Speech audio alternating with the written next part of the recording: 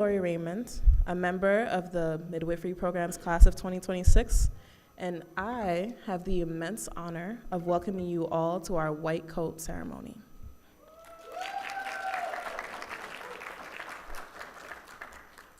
This ceremony is a graduation of sorts, as it marks our transition into clinical practice in our chosen field of midwifery. Herein, we take an oath of commitment to professionalism, patient care, and ethical conduct. And this white coat is a symbol of the responsibility we bear and the trust we garner. Honored guests, we thank you for taking the time to participate in our auspicious occasion. Friends and family, we thank you for your love and support as we continue our journey into becoming providers for our communities. Faculty and staff, your support and dedication to the success of this program and us, the students, is not unnoticed, is greatly appreciated, and we thank you for your hard, diligent work. Lastly, my cohort, my lovely, lovely cohort. You all are absolutely phenomenal, fascinating, and unique human beings. And I have no doubt in my mind that you will each become an amazing midwife. At this time, I'd like to welcome to the podium our program director, Ms. Shakima Wiggins.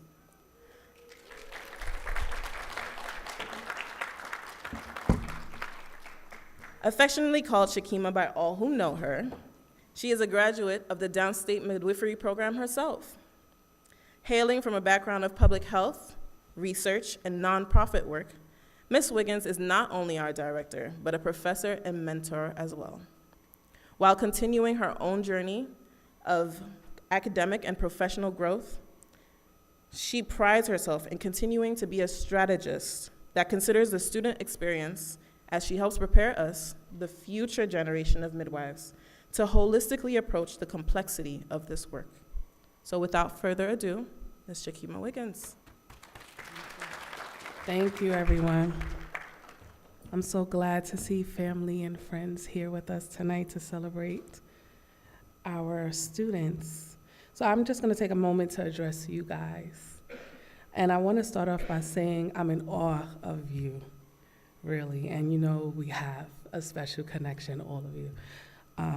You in particular, you really left an impression on me because you came into our program and you had to face a lot of challenges, a lot of unexpected shifts.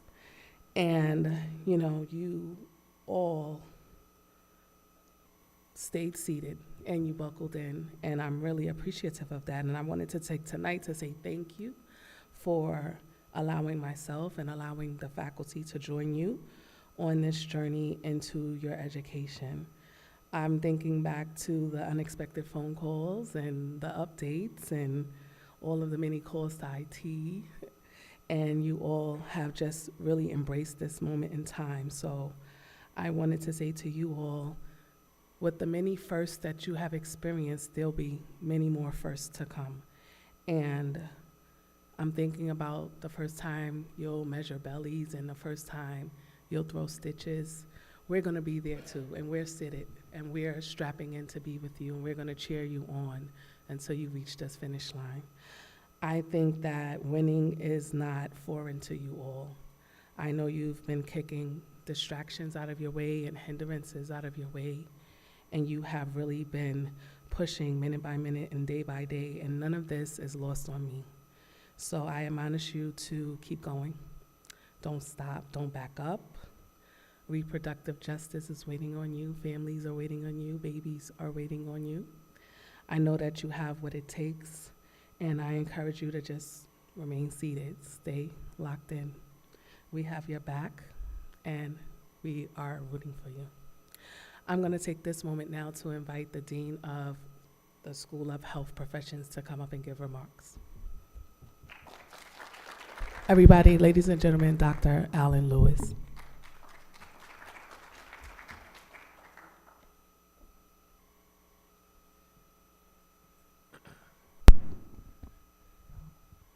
Good evening, everyone.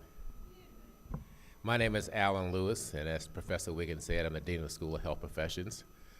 Welcome to everybody. Good to see so many folks out tonight. We always start off with lots of thank yous, and I want to start with, first of all, thanking our new media services group, who is responsible for our technology and lights and all our production tonight. We can't do anything without them. We also want to thank our amazing midwifery faculty and staff, as the students know very well. And we want to thank our students, because you are our guest of honor tonight, and you've done the Herculean task of getting to this point in your discipline. And most importantly, we want to thank family members and friends, without whom many of you students wouldn't be here today. So let's give our family members and friends a round of applause. You know, midwifery is a great profession. Our program here at Downstate has been here for over 50 years. If I'm not mistaken, it started in 1974.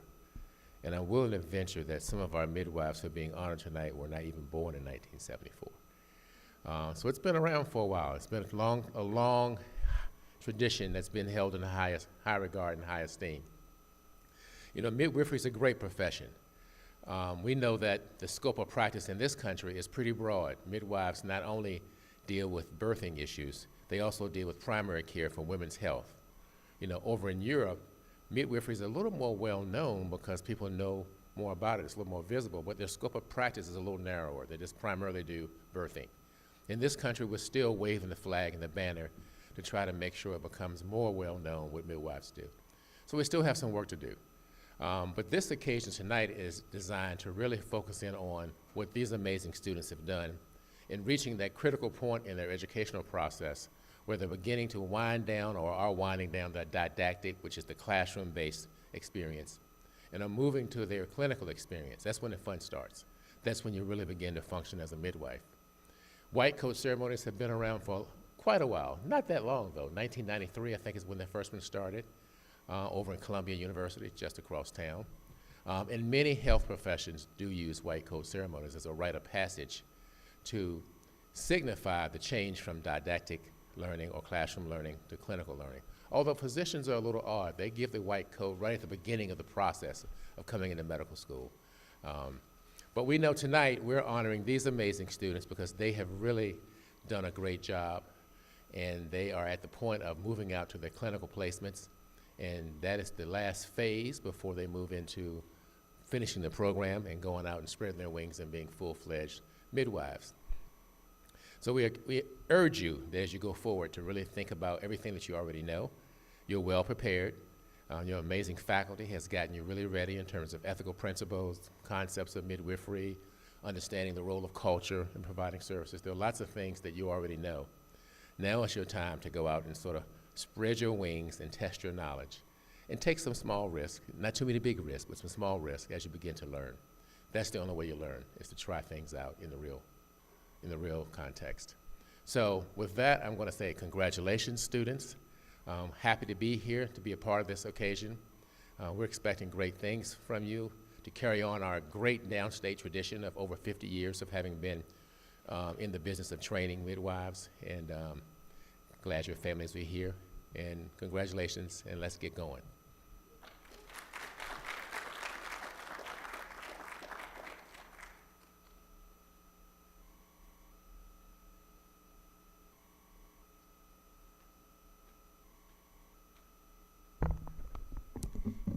Thank you, Dean Lewis, for your wonderful remarks. Good evening, everyone. My name is Erica Lewis, and I'm part of the 2026 cohort. I thank you for joining us today. It is my honor and privilege to introduce today's guest speaker, Annalee Reed. From a very young age, Annalee's path into the world of midwifery has been written in the stars. As a little girl with a Fisher-Price doctor's bag, she instinctively knew she was destined to bring a new life into the world, long before ever witnessing birth herself. It was only after beginning her midwifery studies that she learned that her grandmother had been a midwife in Jamaica, a discovery that affirmed her life's purpose. Annalee is a proud alumna of SUNY Downstate, where she earned her Master's of Science in Midwifery, and she also holds a Bachelor's of Science in Medical Laboratory Sciences. As a former class president, Annalie made her mark at Downstate by reigniting the beloved Blessed of the Hands and white coat ceremony tradition for the midwifery program back in 2019. Her dedication to student life and her commitment to fostering interdisciplinary collaboration among healthcare professionals remain hallmarks of her time here. Today, Annalie works as a home birth midwife in New York City, operating out of Brooklyn, where her passion for serving her community shines through her work. From founding Supermama Birth Services to her advocacy in global midwifery, public education on women's health, and mentoring the next generation of midwives, Annalie's impact is far-reaching. She has contributed to research aimed at improving fetal and maternal health outcomes and has created spaces for families to feel supported, educated, and empowered. Annalie's story is one of legacy, leadership, and love for midwifery, and we are so grateful to have her here with us today. Please join me in welcoming the remarkable Annalie Reed. Sorry.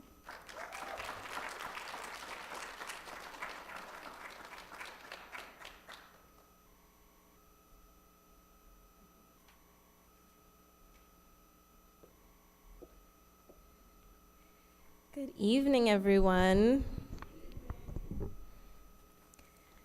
Distinguished guests, faculty members, family, friends, and most importantly, our honored students. It is a huge privilege for me to stand before you today. As we celebrate this pivotal milestone in your journey, your white coat ceremony, or as we called it in my days, the blessing of the hands and white coat ceremony. I heard Dean Lewis talking about the blessing of the hands, and I was like, what is that?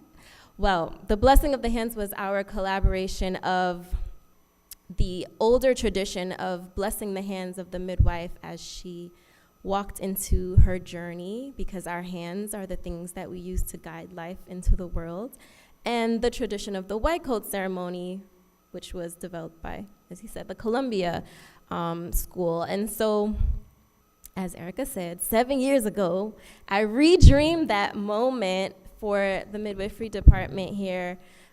Every time I would go to a student life meeting, they were like talking about the newest requests for the med students. This mic is a little too loud for me. The requests for the midwifery, the medical students, white coat ceremony, and the OT students, white coat ceremony. And I was like, why don't we have a white coat ceremony? And one of our professors at the time, Marianne Laughlin, she was like, we had a blessing of the hands many years ago when I was in school, and she's retired now, so that tells you how many years ago that was at the time.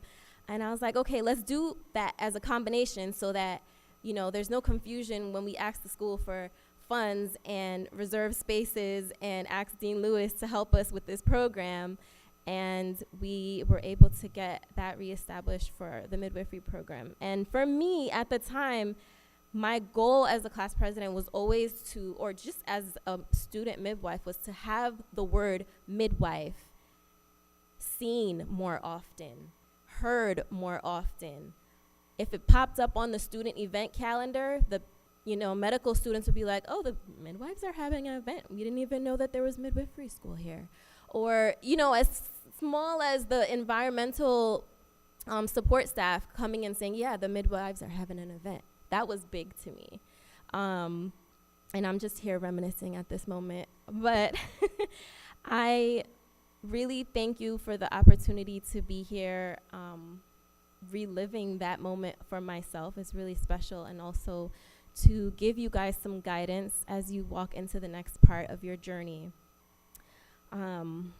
And so, midwifery class of 2026, this moment as you begin your clinicals marks the beginning of an extraordinary journey, one that will be defined by resilience and a commitment to the profound, beautiful science and art of midwifery. And when I think of the word art, I think of a craft in which many things can be taught, but also there are many things that come from the inside of that person, from their soul, from their depth, that they have applied to this thing, this craft that they love. And in that way, I connect the gift that you will have of your intuition as the art of your midwifery practice. And I think that today my job is to offer bits of guidance on how you will protect that intuition as it grows and deepens in your work, as you begin clinicals and go on to become brilliant midwives. So here's what I've gathered over the years. I have 6 things. Number 1 for me will always be lean on your community. Midwifery can feel a little isolating at times, but you never have to be alone, guys. You never have to be alone. Build your network of peers, mentors, later on colleagues who understand your journey, and you have your built-in community right here, right? Don't let go of each other. Share your experiences, seek advice, support one another. I would not have been able to get through midwifery school with as much reserve, I guess you could say, as I did, and jump into a private practice and all the other things that I did if it was not for my girls, okay? To this day, our cohort, we still check on each other every now and then, and I also have my close circle of 3, one who is here today. Shout out to Melissa Banfield. We talk literally almost every day. Literally every day we talk. And anytime there's any questions one of us have that we might feel is too dumb to say out loud to our professors or to our preceptor or to the MD that's spewing questions at you at rapid fire, because that will happen, we ask each other. And then we don't feel dumb anymore, because there's no such thing as a dumb question, right? We drop it in the chat, we call each other, whatever that looks like, but hold on to that community. When I lost my grandmother, who was my midwife ancestor, in the middle of a skills practice, my girls were there. When I experienced my first unfavorable birth outcome, my girls were there. And so was my home birth collective of midwives, and my mentor, Takia Ballard, and my sister, who's a nurse, and my parents. Lean on your community. I promise I could do an entire lecture on this one piece, but I'll leave it here. Lean on your community. This will protect your intuition as it grows and deepens. Number 2, cultivate lifelong learning. Midwifery is both an ancient and ever-evolving profession, right? Those of us who are 2nd or 3rd generation midwives have some of that ancestral knowledge ingrained into our DNA, and then there's the learning that's passed on through our textbooks and the old midwives and doctors that you'll encounter during your clinicals and maybe your first job.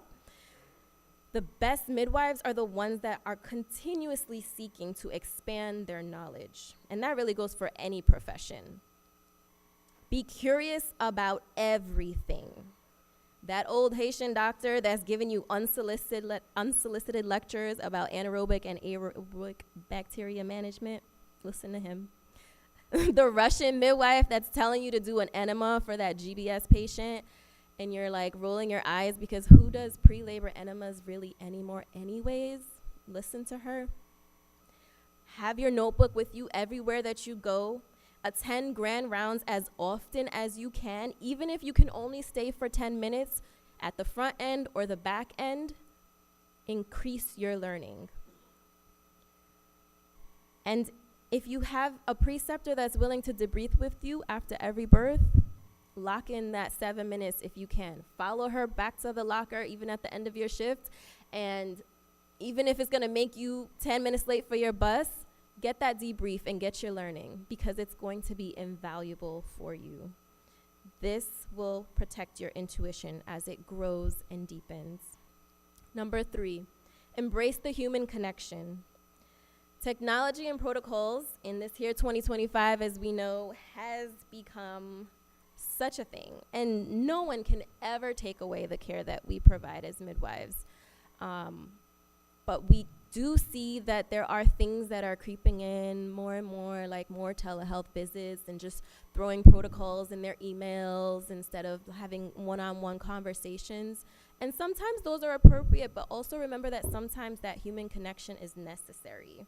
I can't tell you how many times I have gently transitioned a frantic birthing person who's all by herself, or a teenager who's been told all of a sudden that now she's got to have a cesarean birth, and she's just like, I don't want to, this is not my plan. Nobody's listening to her until I walk into that room and I sit on her bed and I touch her hand or her arms and I listen to her until she has come to peace with the fact that this is the next step in the journey. I didn't send her a flow sheet that explained why we're at where we are now. I talked to her and I gave her my time. She was my only assignment at that time. And that human connection is going to be invaluable for you. Do not let any of the nurses, the doctors, or even other midwives rush you away when you sense that a connection is needed, because you will begin to feel yourself pulled away from the connection to your practice if you compromise that. Number 4, prioritize self-care. Another topic that we can do a whole lecture on site. I'm sure you guys have heard many times people say self-care, self-care, self-care. And I'm going to tell you again. Recognize the importance of rest, reflection, and boundaries. Maybe even set an alarm monthly. I've actually started doing this. Every month on the top of my calendar, I have the words rest, reflection, and boundaries. And that prompts me to reassess if last month I needed to make adjustments on how I protected my rest, reflection, and boundaries. For everyone, that might look different, but we know that rest does include 7 to 8 hours of proper sleep. And so maybe that means that you need to let your partner take care of the kids when you come home from work, or sending clothes to the laundry, or if you're like me, dropping them at your mama's house. Sometimes it means hiring a cleaning service. And I know that our grandmothers and mothers might roll in their graves when they hear that we're hiring people to help us clean and do laundry. But the reality is that our pace of life is different than what theirs was. And we cannot do it all. We can try, but it's not serving us as women. It's not serving us as providers that need to also take care of other people. And so allow yourself some flexibility and grace in those types of needs for your family and for yourself. It also means setting boundaries, like I said. So not checking your email when you're not on the clock, not logging into Epic when you are not on the clock. The email thing is a challenge for me because I'm in private practice, so I can easily get lost in a day of checking my email every 10 minutes. But I have set a boundary for myself, and my clients know when to call me when there is an emergency. And so therefore, if a baby's not calling my name and there's no emergency and I'm off the clock, I need to stay off the clock. And that's a hard boundary that I've set for myself. And it's something you have to revisit every so often to see what's working and what isn't, but it's something that you need to pay attention to. Burnout is very real for midwives, healthcare providers, but it can be mitigated by nurturing ourselves and pouring into ourselves. My mentor, who burned out at the age of 50, which was quite early, she said, you will not be a midwife that's going to burn out, Annalie, not on my watch. And so she taught me a lot of things that supported me in that journey. And my partner at one point was like, I feel like you just go to births and do self-care. And sometimes that's exactly what I needed. Births, self-cares, office visits in between there. You guys in your clinical phase may not have the opportunity of going, to sit on somebody's beach every couple of months. But what you can do is take yourself for a walk with your note cards in hand while the sun is streaming on your face. You can go to the park with your Varnies in your backpack and sit down on a park bench and study. You can schedule in voice notes for 5 minutes of check-ins with people that you care about that may not be immediately around you, so that you don't feel like a disconnect is happening. Choose a day of the week that you have ascribed for yourself for self-care. 3 to 5 hours minimum. If you could do the whole day, even better. But say 3 to 5 hours on a Monday or a Sunday, or maybe Wednesday's the day you don't have clinicals and no school. Do your nails, do your hair, feel like a woman. Maybe go on a date, maybe get a massage, maybe make some nice stew or read a book. These things are really, really important. These things will protect your intuition as it grows and deepens. Number 5, we almost done. Advocate fiercely. Midwifery is rooted in advocacy for patients, for our families, for the profession itself. Use your voice to champion equitable care, to address disparities, and to elevate the importance of midwifery within the healthcare system and in the growth of our communities, our societies, the world, every chance that you get. Use your voice, because when you start to feel stifled, it leads to faster burnout. And stifling your voice will prevent the growth of your intuition. Number 6, lastly, learn to adjust. As I've heard, you guys have already been doing lots of adjusting, and it's a great life lesson that will keep coming at you. And once you start learning that lesson of how to adjust, it makes life a lot easier for you. As you embark on this path, you will witness the most intimate and transformative moments of people's lives. To be a midwife is to be a guardian of life, a comforter in times of uncertainty, and an advocate when voices need to be heard. But it also puts you in a space to navigate challenges, long hours, losses, emotional demands, and the weight of responsibility are very real. In the face of these challenges, I encourage you to remember why you chose this calling. Reflect on the passion that brought you here, the mentors and loved ones who supported you, who are sitting here with us today, and the vision that you hold for the future. That clarity of purpose will serve as your compass. So, one thing that I've done is on the front cover of my clinical notebooks, I had all of those things listed out. Line 1 was my passion that brought me here. Then I listed mentor number 1, mentor number 2, my mom, my dad, my brother, my sister, my partner, Melissa, Niasha. And then I wrote down my vision for the future for midwifery. And anytime that I had a challenge or I felt disappointed in myself or my preceptor made me cry, I flipped back to that page. And it really, really helped to support me and reinvigorate me in the journey and reset my intentions. I also had the intention of making a plaque of that page and putting it on my wall next to my diploma. That hasn't happened yet, but it is in that journal, and I can still go back to it when I need it. I just want to offer, lastly, some words of encouragement. There's going to be days when the weight of your responsibility feels really overwhelming. You're going to make mistakes. You're going to face moments of doubt, but know this, that every midwife before you has walked this path, and we made it. And in those moments, we experienced growth, and that growth was necessary. Allow yourself grace. Use every experience, the triumphs and the challenges, as opportunities to become the best version of yourself. And with that, I say congratulations, class of 2026.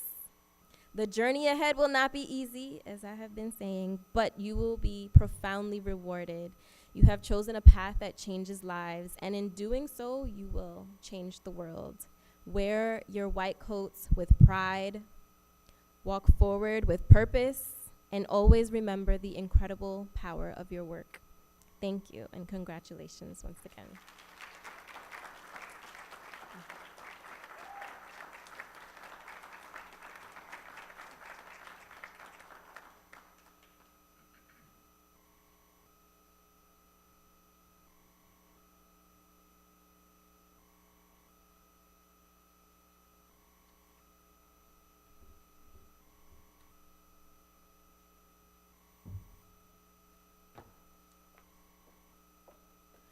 Okay, we're going to get ready to call our graduates up, or our students up, to receive their white coats and be pinned. I'll have faculty join me on stage. So we have Dr. Amal Amar and Dr. Susan Rachel Condon.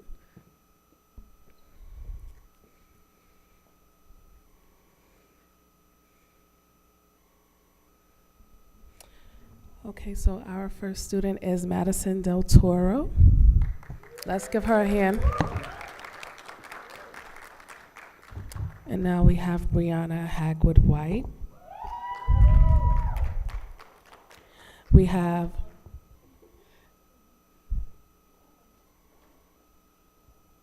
we'll just go a little slower. Brianna, congratulations.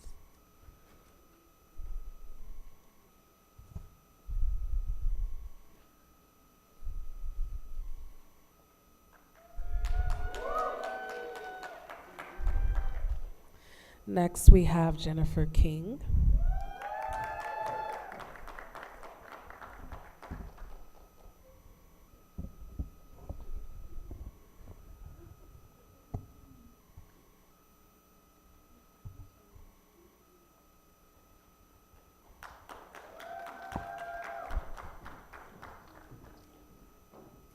And now we have Jennifer Langman.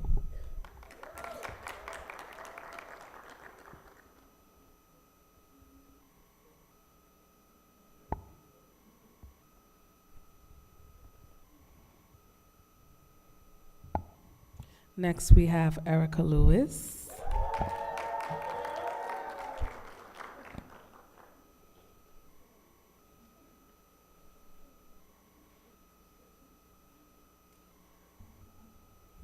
And now we have Isatu Morang.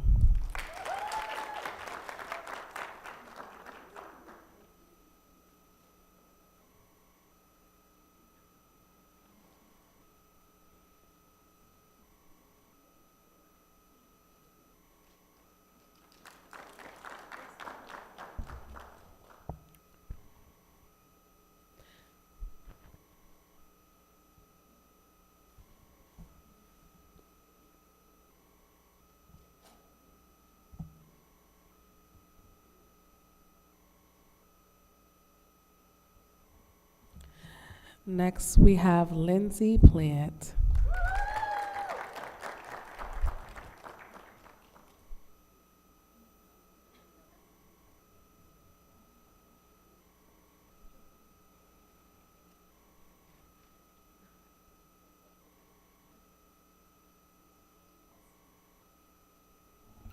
And now we have Leah Rollins.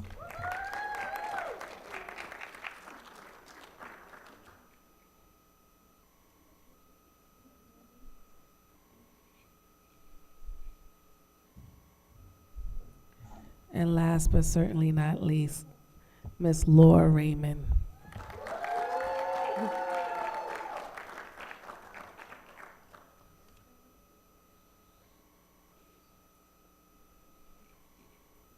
We're going to have our closing remarks by Lindsay Plant.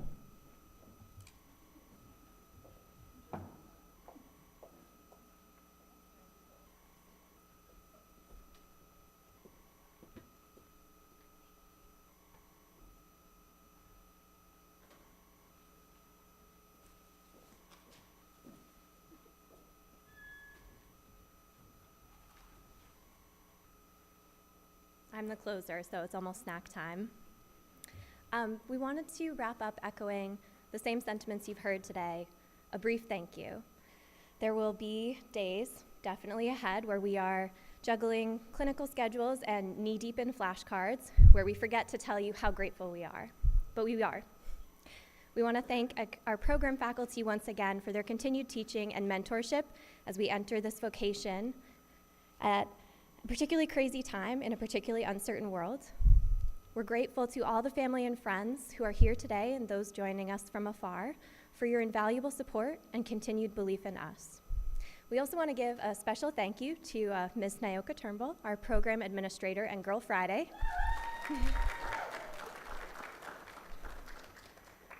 And with that, we invite you to go ahead, get up, and join us in the lobby just outside the auditorium here for a little refreshment and a lot of celebration. Thank you.